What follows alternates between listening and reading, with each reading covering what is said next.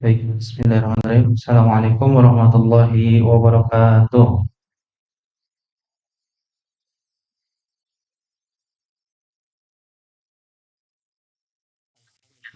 Alhamdulillahilladzi anzala sakinata fi qulubil mu'minin liyazdadu imana wa imanihim. Asyhadu an la ilaha illallah wahdahu la syarika lah wa asyhadu anna Muhammadan abduhu wa rasuluh la nabiyya ba'da. Allahumma fassalli wa sallim mu'adzim wa karim wa barik ala sayyidina wa maulana Muhammadin wa ala alihi wa ashabihi wa man tabi'ahum bi ihsanin ila yaumiddin amma ba'du. Faqad qala Allah Ta'ala fi kitabihil karim a'udzu billahi minasyaitonir rajim. Bismillahirrahmanirrahim. Ya ayyuhalladzina amanu ittaqullaha haqqa tuqatih wa la tamutunna illa wa antum muslimun. Qala Rasulullah sallallahu alaihi wasallam khairukum man ta'allama al-Qur'ana wa 'allama. Shadaqallahul azim wa sadaqar rasul. Baik, alhamdulillah segala puja-puji mari sama-sama kita aturkan kepada Allah Subhanahu wa taala, Tuhan semesta alam yang memberikan kita begitu banyak nikmat yang kalau dihitung nikmat Allah, kira-kira di sini ada yang bisa hitung nggak? Udah dapat nikmat dari Allah berapa banyak? Apa aja yang nikmat Allah? Apa? Nikmat sehat. Yang laki tadi jawab apa? Nikmat apa? Bingung. Jadi selama ini dapat nikmat nggak sebenarnya? Ngedip nikmat nggak? Ngedip, ngedip. Hah? Ngedip nikmat nggak? Bisa ngedip nih, ngedip itu nikmat tuh kan? Nikmat. Ya. Bernafas nikmat tuh kan? Bisa makan nikmat tuh kan? Nikmat ya. Bisa mencium aroma nikmat juga ya. Mohon maaf, bisa kentut nikmat tuh kan? Nikmat, ya kan? Karena di rumah sakit itu ada kalau habis operasi itu nggak boleh pulang kalau belum kentut ya. Karena itu salah satu eh, kalau secara ilmiahnya itu adalah metabolisme organ di tubuh itu udah normal berarti kalau udah sampai bisa buang angin gitu ya. Jadi itu nikmat. Kalau misalnya nggak buang angin berhari-hari gimana tuh? Ya. Jadi itu nikmat. Banyak banget nikmat yang telah Allah berikan sama kita. Bahkan Allah sampai berfirman, siapa saja yang pengen hitung nikmatku maka nggak akan sanggup. Belum nikmat nafas. Nafas nikmat bukan? Nikmat. Kemarin pas COVID tahu nggak satu oksigen itu ada ya orang-orang yang kena COVID kemudian mereka harus menggunakan oksigen, tabung oksigen ya. Tahu nggak satu tabung oksigen itu tuh yang nggak gede lah, nggak sampai setengah meter itu. Itu harganya berapa tahu nggak? Ada yang tahu? Mahal. Ya mahalnya berapa? Mahal kan ada harganya. Berapa segitu? Segitu itu 300.000, 250 sampai 300.000. Dan itu bisa digunain cuman kira-kira 2 sampai 3 jam. Kawan-kawan bernapas sehari berapa lama? 24 jam. Ya, coba napas deh. Ya ngapain begitu? Napas biasa aja kan? Saya suruh napas begitu. Ya, emang harus begitu? Napas kan enggak ya? Napas sih, napas aja, napas biasa. Ya, napas. Artinya kita dikasih nafas dengan tanpa biaya, tanpa ngeluarin biaya, mulai dari kita lahir, bahkan lagi dalam kandungan pun kita tuh udah bernafas, ya kan? Sampai detik ini Allah kasih nafas kita gratis. Coba kalau bayar per 3 jamnya tadi kalau kita hitung harga paling murah 200.000 aja. 200.000 per 3 jam, 24. Ini anak kelas apa nih? Akuntansi. Oh, MP. Oke, hitung-hitungan juga. 24 jam dibagi 3 berapa? 8. Ya, berarti 8 kali 200.000. Berapa? 1 juta 600. Sehari kita harus bayar 1.600.000. Kalau seandainya tuh oksigen yang kita hirup selama ini harus bayar. Coba bayangin, 1.600.000 setiap hari. Kita harus bayar ke Allah. Dan kita udah ngirup napas oksigen ini secara gratis berapa tahun? Ada 17 tahun di sini? Belum, 16 tahun rata-rata. Nah, kali 16 tuh. Eh, kali ini dulu ya, kali apa namanya, 360 hari, 65 hari. Banyak deh pokoknya. Bersyukurnya kita dikasih gratis. Kadang kita itu baru bisa bersyukur kalau seandainya kita ngelihat orang yang kondisinya di bawah kita. Atau kita tuh bersyukur biasanya ketika nikmat itu lagi dicabut. Nah, itu baru kita bersyukur tuh. Baru ngerti betapa pentingnya menjaga kesehatan misalnya. Pas kita lagi sakit baru ngerasa. Dan uniknya ketika kita lagi merasakan sedikit sakit itu tuh, biasanya tuh kita ngeluhnya lebih banyak gitu. Padahal sakit sama sehat kita banyakkan mana sakit sama sehatnya? Banyakkan sehatnya. Tapi kalau lagi sakit ngeluh kan, ya Allah kepala pusing, ya Allah pilek, ya Allah ini. Padahal pileknya paling cuma seminggu, sebulan. Nggak pileknya kan bertahun-tahun, berbulan-bulan, ya kan? Kenapa nggak kita syukurin yang berbulan-bulannya itu gitu? Kayak gitu. Nah, makanya di awal itu kenapa sih mukaddimah itu selalu diawali dengan hamdalah. Alhamdulillah. Kalau khotbah juga kawan-kawan yang perempuan, ya kalau yang laki-laki kan Jumatan sering denger kan. Selalu kan khotbah Jumat itu diawali dengan Alhamdulillah gitu kan. Segala puji bagi Allah. Kenapa kita memuji Allah? Salah satunya bukti bahwa kita tuh bersyukur gitu. Jadi syukur itu definisi secara bahasanya adalah berterima kasih. Nah, berterima kasih itu bukan cuman apa ya bisa lewat lisan, ya bisa lewat apa tindakan seperti itu dan hati juga. Kita bisa ngerasain bahwa ini adalah nikmat dari Allah Subhanahu wa taala gitu. Yuk sama-sama kita ucapkan hamdalah alhamdulillahirabbil alamin gitu ya. Nah, maka hamdalah ini juga termasuk dalam surat Al-Fatihah. Nah, kemarin kita udah ketemu ya, di pertemuan sebelumnya kita udah pernah ketemu kan? Udah? Atau ini pertemuan pertama kali? Ini yang pertama? Oh, oh abangnya yang pertama maksudnya. Kakak yang pertama, oke. Ini berarti yang kedua ya? Ya, teman-teman yang lain ya. Oh, malah yang ketiga? Oke, oke. Oke, kita bahas deh sama-sama. Nah, jadi ini kita bahas tahsin ya. Oke. Tadi saya mukadimah baru hamdalah ya. Kita belum bersalawat. Allahumma shalli ala sayyidina Muhammad. Mari sama-sama kita bersalawat kepada Nabi Muhammad sallallahu alaihi wasallam. Ya. Karena Nabi Muhammad SAW adalah satu-satunya manusia yang mengajarkan cara hidup mulai dari melek sampai tidur. Ya. Kira-kira sejenius apa manusia yang bisa mengajarkan cara hidup gitu, mulai dari melek sampai dia tidur lagi. Gitu. Bangun tidur ada caranya, ada sunnahnya. Dan kalau kita melaksanakan sunnah itu bukan cuma dapat pahala, tapi itu adalah cara kehidupan yang terbaik. Gitu. Tapi disclaimer, saya juga bukan orang yang sudah maksimal melaksanakan sunnah-sunnah atau ngikutin Nabi Muhammad SAW.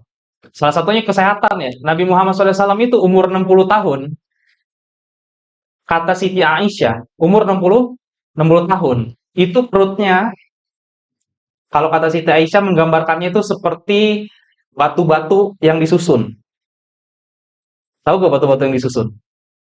Apa? Six pack maksudnya. Jadi perutnya Nabi Muhammad SAW ketika umur 60 tahun, itu six pack. Kalau saya kan one pack nih. Ya, belum ikut sunnah saya belum. Makanya saya disclaimer tadi kan. Ya. Jadi Nabi Muhammad umur 60 itu six pack. Masih six pack perutnya. Karena sehat. Cara hidupnya sehat, yang dimakan sehat, olahraga. Nabi olahraganya apa? Tahu gak? Memanah, berkuda, ya kan? Dan disunahkan lagi berenang. Cuman di zaman Nabi itu kan jauh dari anuan ya, apa? Kenapa daman? Iya. Kok bisa? Oh, ditukar.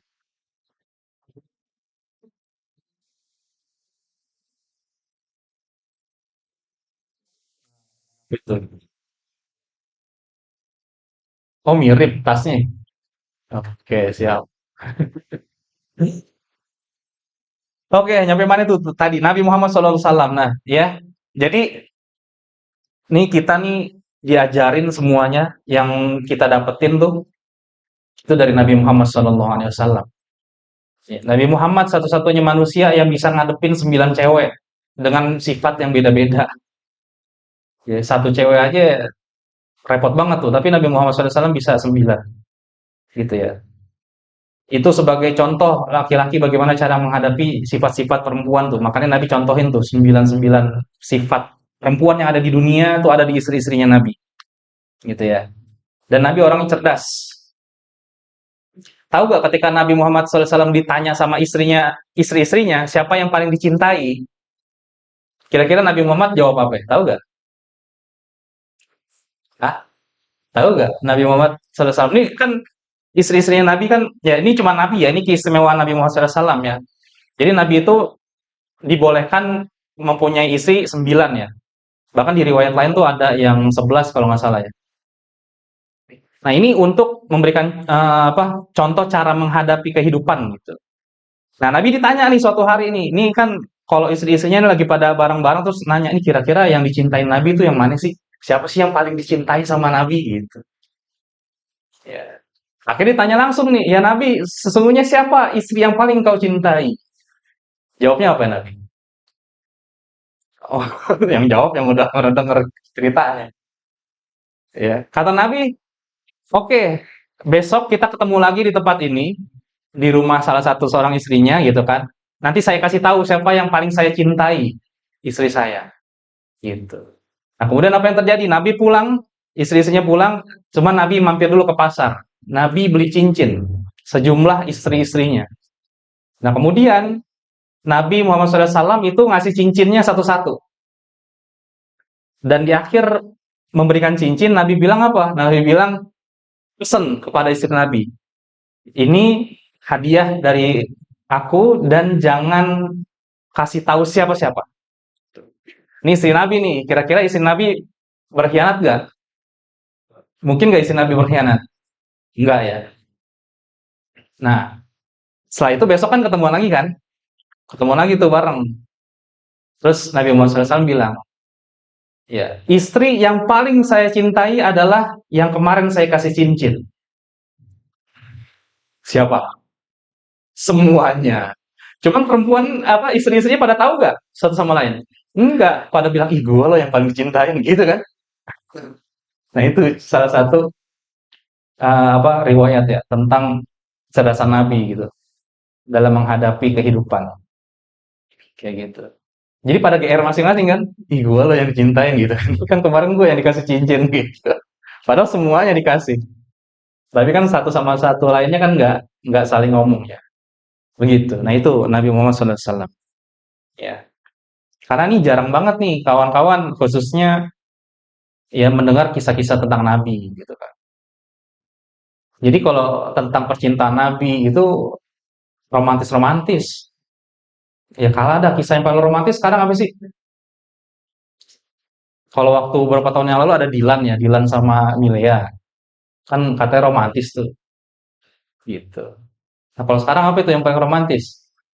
Drakor mana yang paling romantis? Drakor apa? Ah, yang terbaru apa drakor nih? Ya, ada lagi kisah Nabi nih ya, sebelum kita bahas ini. Nabi pernah pulang kemalaman. Nabi pulang kemalaman. Istrinya Siti Aisyah menunggu di dalam rumah, ya kan?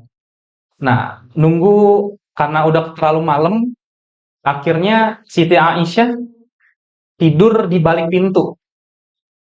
Tidur apa? Jadi senderan di pintu gitu sampai tidur. Nah, kemudian karena Nabi Muhammad SAW pulangnya malam, ya kan? Dia pengen ngetok-ngetok takut membangunkan istrinya yang lagi tidur gitu. Akhirnya apa yang terjadi? Nabi Muhammad SAW tidur di balik pintu yang depannya. Dan itu terjadi sampai pagi. Ya, romantis gak tuh? Saking gak mau membangunkan istrinya gitu.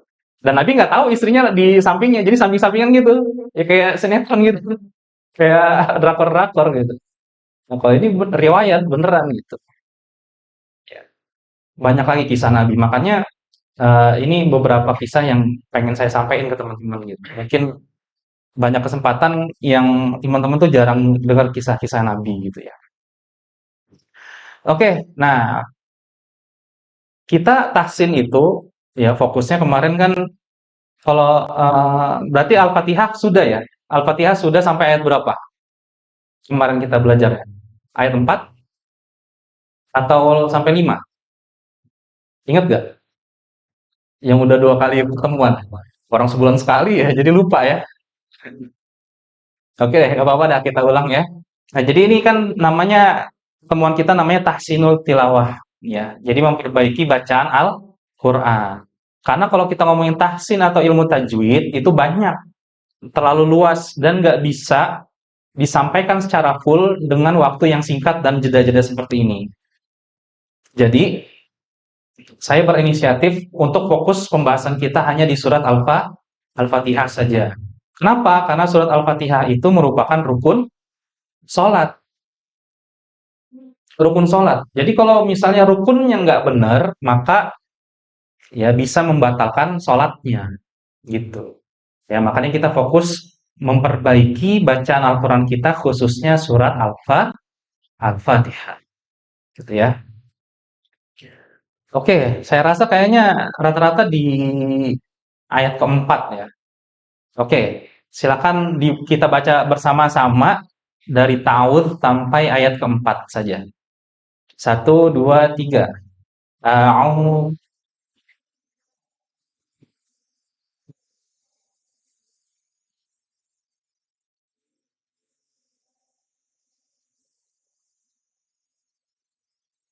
Oke, baik. Saya stop dulu karena di situ ada kekeliruan. Ya, di mana kekeliruannya di mana? Ada yang tahu nggak?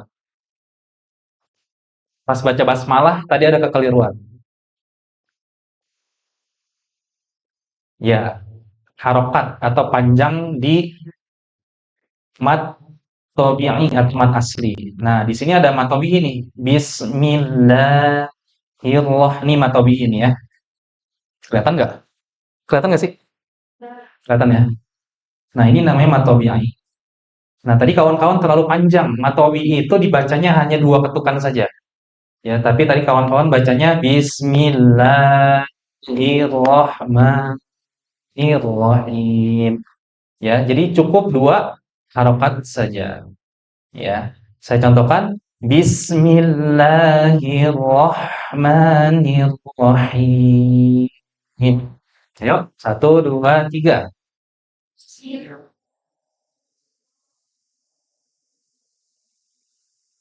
Masih ada yang baca kepanjangan. Jadi cukup Bismillahirrahmanirrahim. Coba. Is. Nah, segitu. Itu 2 harokat. Gitu ya. Walaupun itu namanya kesalahan khofi. Dia tidak sampai merubah arti. Tapi merupakan kekeliruan. Ya. Atau tidak sempurna nanti tajwidnya. Seperti itu. Lanjut. Coba baca ayat keduanya. Satu, dua, tiga.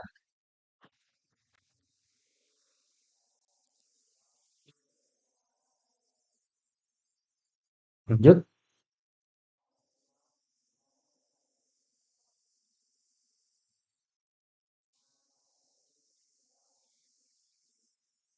Oke, good. Sampai situ ya.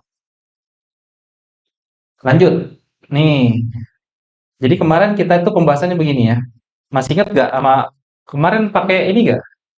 Pakai ya. Oke, berarti ini namanya makharijul huruf ya. Apa itu makharijul huruf?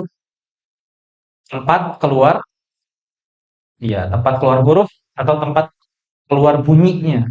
Asal bunyinya dari mana sih sehingga bunyinya seperti itu? Nah, ini makhrajnya. Ya, kemarin kita eh, sudah sampai ayat ke-4, berarti kita lanjutkan ke ayat ke-5.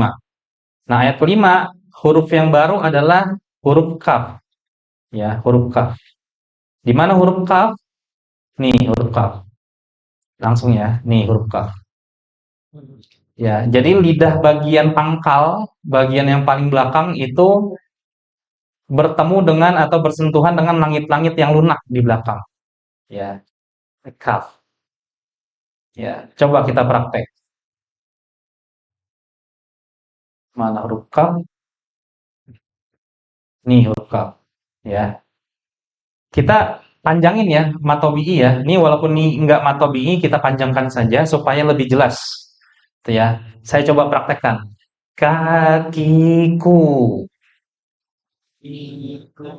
Nah, ketika dia sukun, tanda sukun nih, ya tanda sukun, maka dia ada percikan udara yang keluar.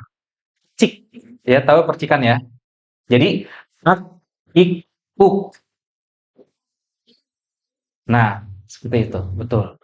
Akka, iki, uku. Nah, itu huruf kaf. Ya, beda sama kof ya. Kalau kof dia tidak ada percikan dan lebih tebal. Oke, clear ya. Kof apa kaf ya. Oke, lanjut. Jadi iyyaka, iyyaka. Nah, seperti itu. Ya, walaupun di riwayat lain ini cikannya hanya ada ketika dia sukun. Kalau tidak sukun dia seperti biasa aja. Iya, karena, kak, kak, kak biasa gitu ya. Tapi karena dia punya sifat hamas, ada udara yang harus mengalir, maka dia ada percikannya. Lanjut, huruf apa lagi? Ain sudah, ba sudah, dal sudah, waw, waw sudah ya. Di sini udah ada. Iyyaka nasta'in. Huruf ta sekarang. Nah, ta belum nih, ya. Huruf ta.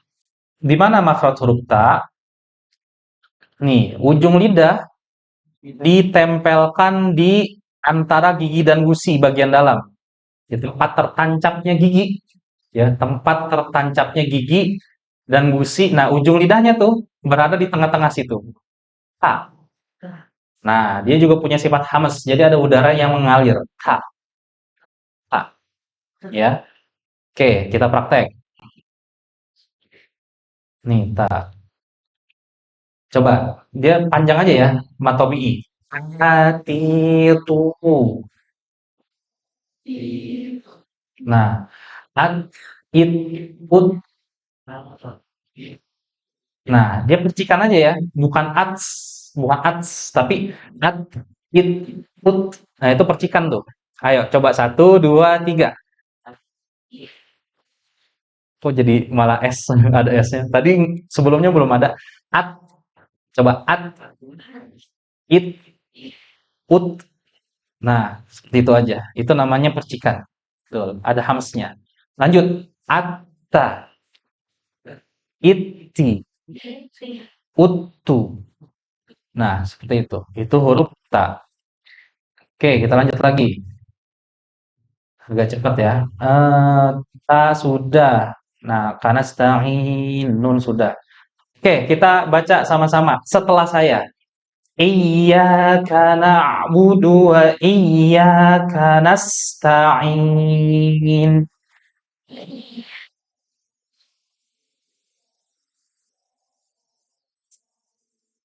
Oke, good. Nih jangan lupa nih nas sinnya ini dia punya sifat sofir sama hamas. Jadi harus ada udara yang mengalir agak panjang ya. Kanas, kanas. Ya, ada sifat sofir ya. Oke, sekali lagi. Satu, dua, tiga. Iyyaka na'budu wa iyyaka nasta'in. Oke, good. Lanjut, hak sudah, dal sudah, nun sudah. Sekarang huruf sod. Nah, huruf sod. Di mana huruf sod? Nih, huruf sod. Ini harusnya ada garisnya lagi nih ya. Jadi ujung lidah, sod itu ujung lidah ke arah gigi seri yang bawah. Nah, kalau tadi ta kan di atas tuh. Nah, sekarang ini ke arah sini nih. Tapi tidak nempel. Ujung lidahnya tidak sampai menempel ke giginya ya. Nah, bisa ya dirasain ya. Dan dia punya sifat sofir. Sama nih, sin, zai, sama sod punya sifat sofir. Sofir itu apa? Desis. Jadi kayak ada desisan sebelum diucapkan suaranya. Suaranya sebelum keluar dia ada desis. sod. Coba sod.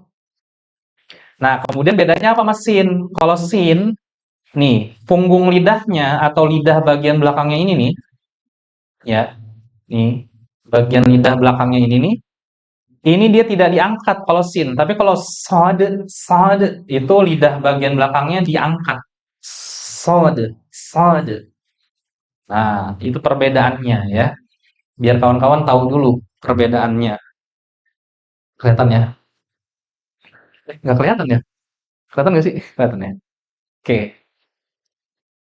Jadi desisnya sama, tempat keluarnya sama, tapi bunyinya berbeda karena karena ada yang namanya eh lo. Oh gini caranya. Mana dia shotnya? Iya, paling bawah ya. Nah, di sini ya.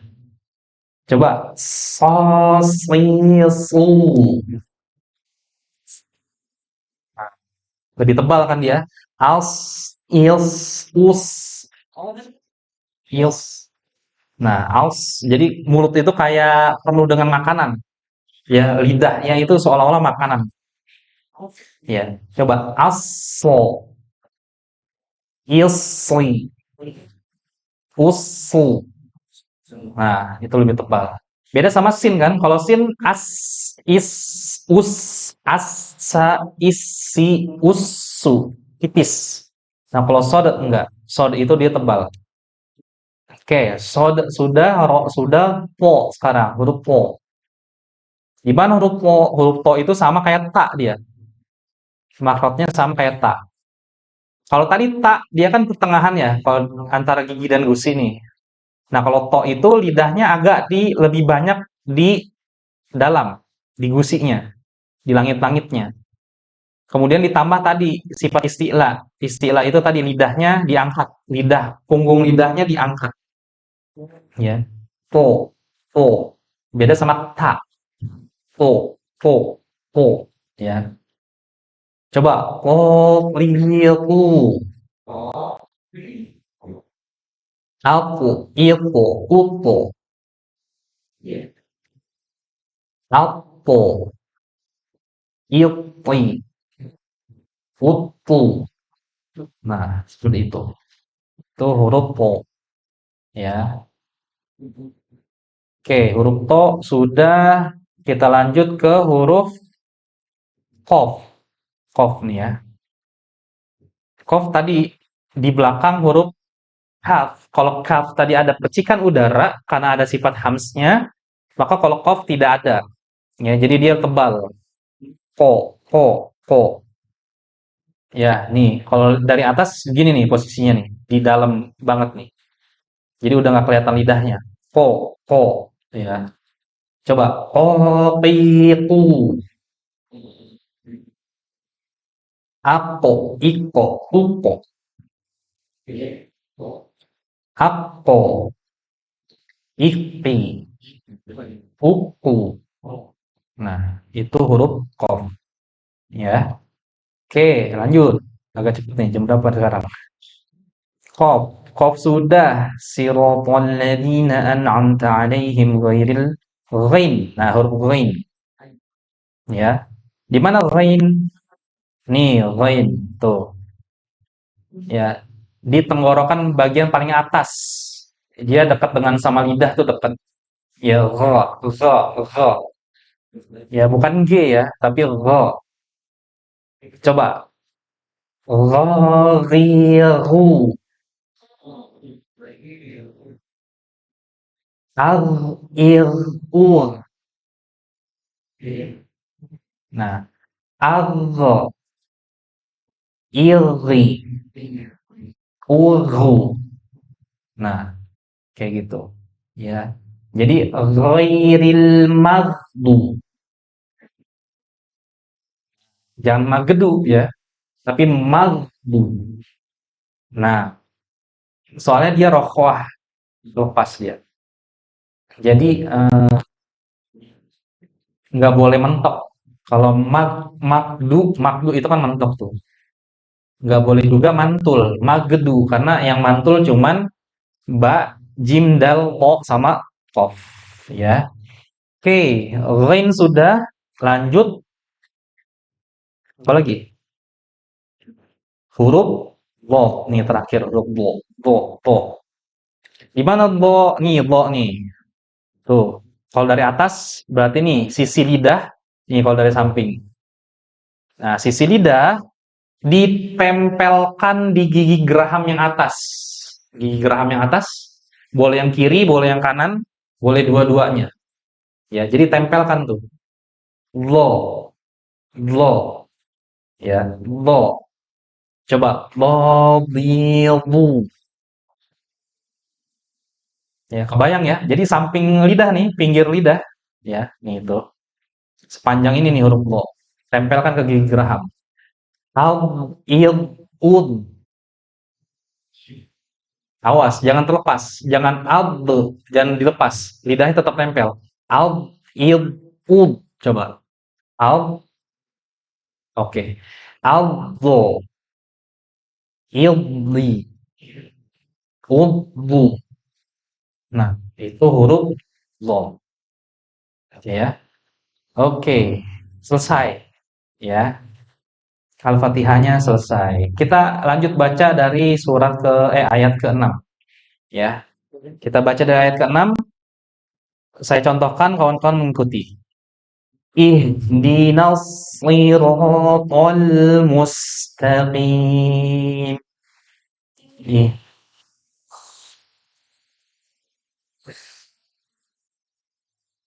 oke, sekali lagi. Satu, dua, tiga. Ih,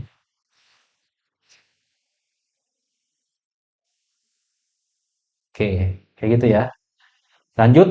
Siratal ladzina an'amta alaihim.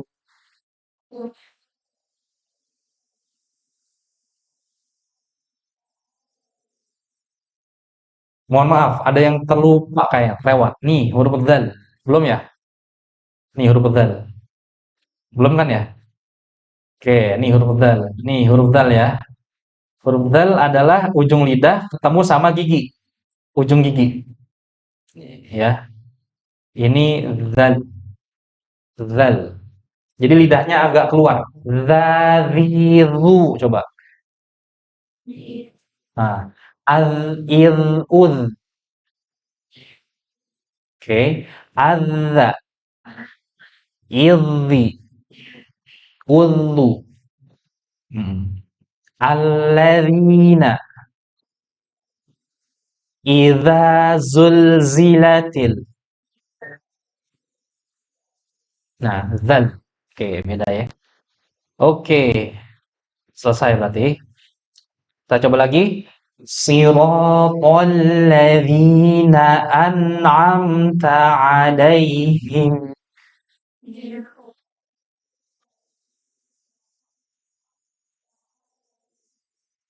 ghairil maghdubi alaihim waladdallin.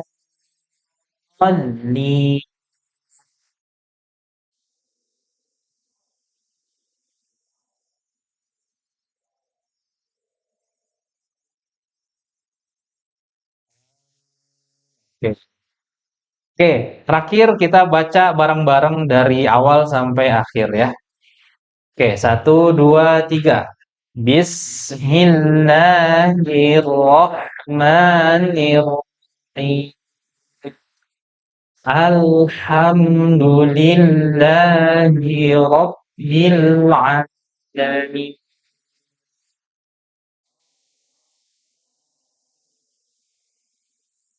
Stop, ulangi, jangan panjang-panjang mimnya, sama nya, jangan panjang-panjang. Satu, dua, tiga.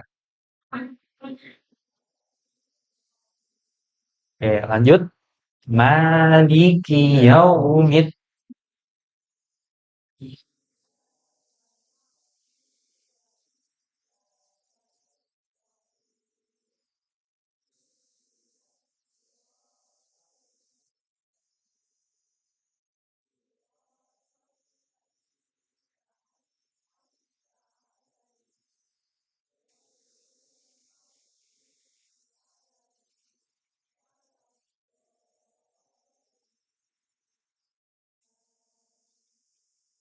Oke, alhamdulillahirabbil alamin. Barakallahu fikum.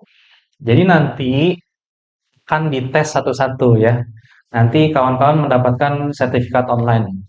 Nanti mudah-mudahan bisa digunakan di kemudian hari.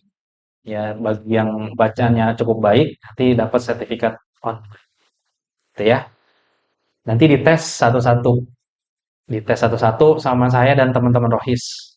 Ya, atau nanti sama Bu Aisyah juga, ya untuk pengambilan nilainya. Seperti itu ya. Jadi kalau mau dapat rekamannya lagi, mau dapat materinya lagi, kawan-kawan bisa ikutin YouTube-nya Yacht Skills Academy ya, Yacht Skills Academy. Itu nanti saya share ke teman-teman Rohis, nanti teman-teman Rohis di-share lagi ke kawan-kawan ya.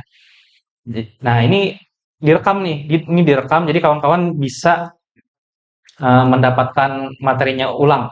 Yang mana sih yang kemarin dikoreksi atau seperti apa sih cara bacanya? Nanti bisa di-setel ulang, bisa ditonton ulang di YouTube channelnya Yacht Skills Academy ya. Jangan lupa di like, subscribe ya. Tetap aja ya minta dukungan. Iyalah minta dukungan. Ya, supaya nanti channelnya makin banyak yang nonton ya, jadi makin banyak yang mendapatkan manfaat ya dari menonton atau dari ilmu yang namanya tajwid membaca Al-Quran ini. Oke, baik. Alhamdulillah, itu aja yang bisa saya berikan. Mohon maaf atas segala kekurangan. Ada yang mau ditanyakan, silakan. Saya berikan kesempatan. Ada? Dari yang laki-laki dulu, ada yang mau ditanyakan? Tajwid boleh, yang lain juga nggak apa. Tentang yang lain. Curhat juga boleh, curhat. Curhat juga boleh. Ada yang laki-laki? Nggak ada ya, skip ya. Oke, yang perempuannya gimana? Ada yang mau tanyakan? Ada? Oke, baik. Kalau nggak ada, mari sama-sama kita membaca doa khitmil Quran. Allahumma arhamna bil Quran waj'alhu lana imama wa rahmah. Allahumma dzakirna minhu ma nasina wa 'allimna minhu ma jahilna warzuqna tilawatahu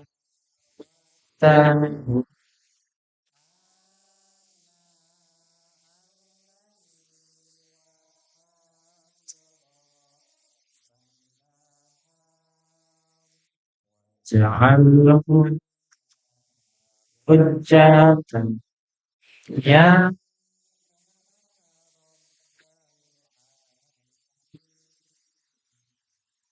Subhanakallahumma wa bihamdika asyhadu an la ilaha illa anta astaghfiruka wa atubu ilaik. Terima kasih. Sama-sama kita akhiri dengan hamdalah. Alhamdulillahirabbil alamin. Assalamualaikum warahmatullahi wabarakatuh.